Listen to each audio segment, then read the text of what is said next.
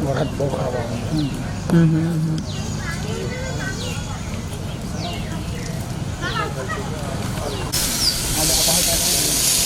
Chikhli Khergam road ઉપર કાચિયા ફળિયા આગળ સિદ્દીક મોહમ્મદ શેખના ઘરની આગળ એક i20 કાર સફેદ કલરની પર શંકાસ્પદ હાલતમાં હતી.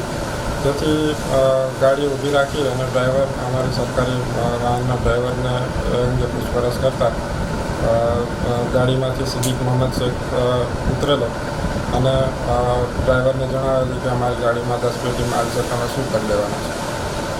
જેથી અમે ઉતરી અને પોલીસ સાથે સભ્યતાથી વાત કરવા માટે સમજાવે અને દરમિયાન આ સિદ્દીક ખૂબ જ નશા કરેલી હાલતમાં હોય અને બફાટ કરતો હોય અને અશ્લીલ ગાળો બોલતો હોય તેની વિરુદ્ધ કાયદેસરની કાર્યવાહી કરવા સારું તેને ગાડીમાં પોલીસ સ્ટેશન ખાતે લઈ જવા માટે પ્રયત્ન કરેલા.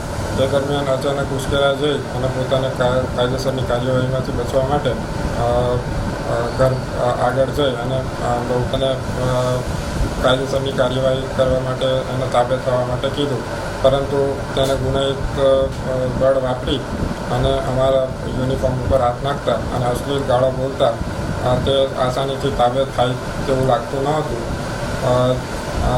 આરોપી પક્ષે જૂથબળ પણ વધારે હોય, કાયદેસરની કાર્યવાહી કરવા માટે યોગ્ય બળ પ્રયોગ કરવો જરૂરી લાગતા યોગ્ય બળ પ્રયોગ કરી અને સિદ્દીકને પકડવામાં આવેલો.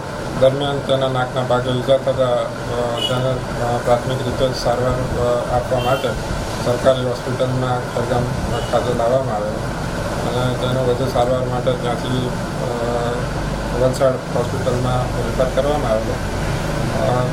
ત્યાર પછી જે સરકાર તરફે જાતે અમે ફરિયાદ આપી અને તેના વિરુદ્ધ ગુનો દાખલ કરવામાં આવ્યો છે.